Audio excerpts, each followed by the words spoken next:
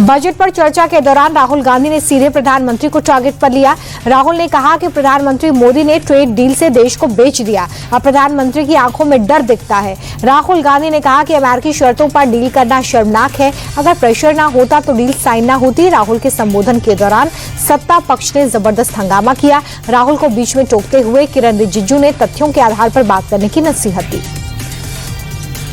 America ने भारत के साथ हुई ट्रेड डील का फैक्ट शीट थोड़ा बदल दिया है। इन बदलावों से भारत को फायदा ही फायदा है। सर्टेन पल्सेस को हटा दिया गया है, मतलब भारत को अमेरिकी दालों पर टैरिफ घटाने की जरूरत नहीं है। पहले कहा गया था कि भारत 500 अरब डॉलर से ज्यादा के अमेरिकी सामान खरीदने के लिए कमिटेड है, लेकिन अब कमिटेड की जगह इंटेड शब्द कर दिया गया है, यानी कि भारत खरीदने का इरादा रखता है। कृषि उत्पादों को खरीदने का कोई दबाव नहीं है। यूपी के बजट को लेकर सपा प्रमुख अखिलेश यादव ने यूपी सरकार पर निशाना साधा। अखिलेश ने कहा कि ये विदाई बजट है। 2027 में बीजेपी की यूपी से विदाई तय है। सबसे बड़े बजट पर अखिलेश यादव ने सवाल उठाए। सपा प्रमुख ने कहा कि बजट का आकार बड़ा है, लेकिन सरकार बजट का 50% हिस्सा भी खर्च नहीं कर पा रही है। यूपी में बाकी राज्यों से प्रति व्यक्ति आय कम है। योगी सरकार ने अपना 10वां बजट पेश किया है। बजट को लेकर सीएम योगी ने कहा कि हर वर्ग का ध्यान रखा गया है। पिछले 9 साल में यूपी में टैक्स चोरी बंद हुई है।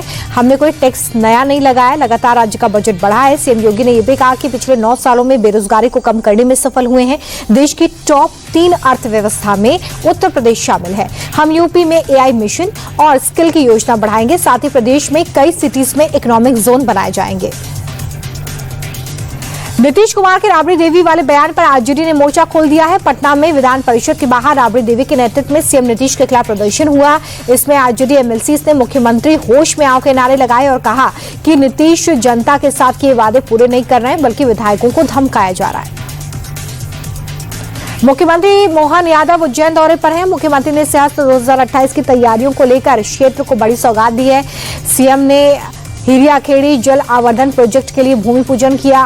नगर निगम के इस प्रोजेक्ट में 1134 करोड़ रुपए का बजट मंजूर हुआ है।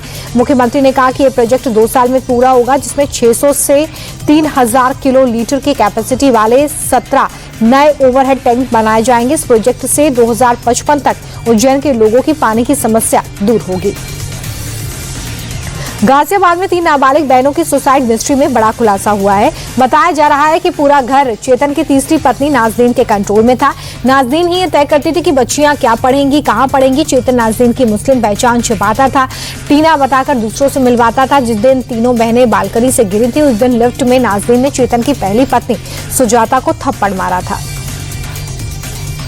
कानपुर लैम्बोर्गिनी केस में नया मोड़ सामने आया है। कोर्ट में सुनवाई के दौरान मोहन नाम के शख्स को कोर्ट में ड्राइवर के रूप में पेश किया गया। वहीं पुलिस ने दावा किया है कि जिस समय हादसा हुआ उस वक्त शिवम मिश्रा ही कार चला रहा था। इसके वीडियो और इलेक्ट्रॉनिक सबूत हैं, जिसके बाद कोर्ट ने मोहन को ड्राइवर मानने की मांग खारिज की।